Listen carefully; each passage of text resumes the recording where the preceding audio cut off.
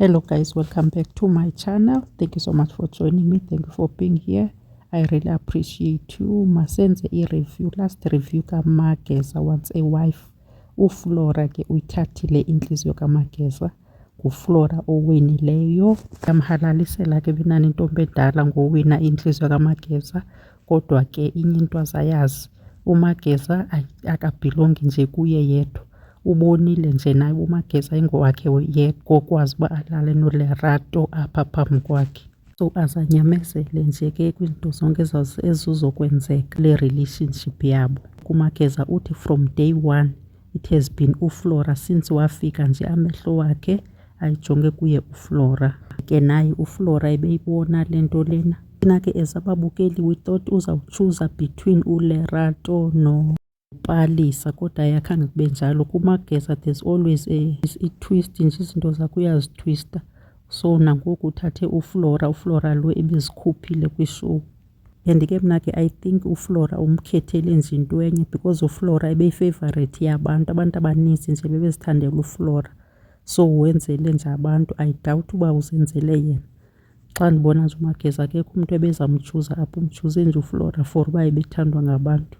Upropozile ke njengamagama nje amabini uTrivik akhange enze nespeech nento nje emnandi nyani. Usewathi nje mama will you marry me, into iproposal enjani nale kaMageza.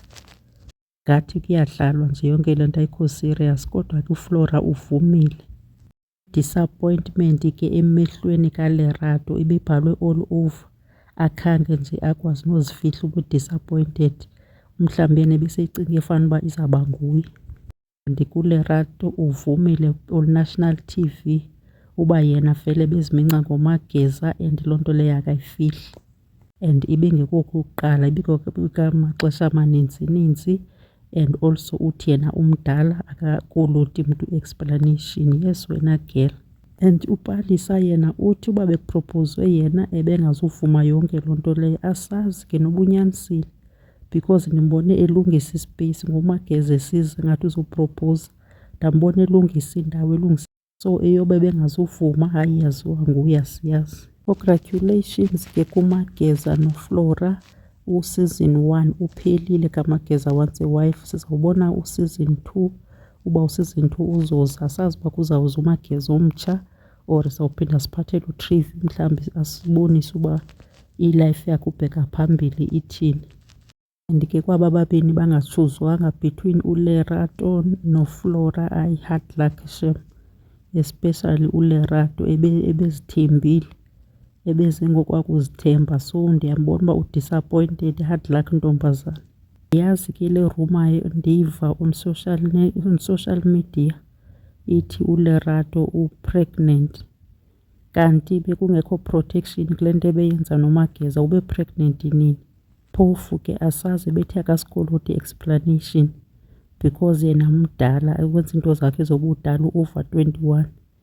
Asazi ke intombazana uba izawuphelela phi le nto yakhe. Okay guys, mandiyibeka apha le video yanamhlanje. uMageza Wants a Wife ibi-last episode, last review kaMageza Wants a Wife. Sizambona kwi-social media phofu xa ihamba noLerato noFlora besenza izinto noFlora. Sizawu-update looking from social media and then siyibone i-relationship yabo uba iyalasta, umtshato uzawude ube khona na. uFlora yena should pray uba uMageza angafowunelani noLerato baqhuba umshikashika wabo ecaleni lo bebesebewuqalile kakade, aze ayithandazele ke le. Okay ke mandiyibeke apha le video yanamhlanje.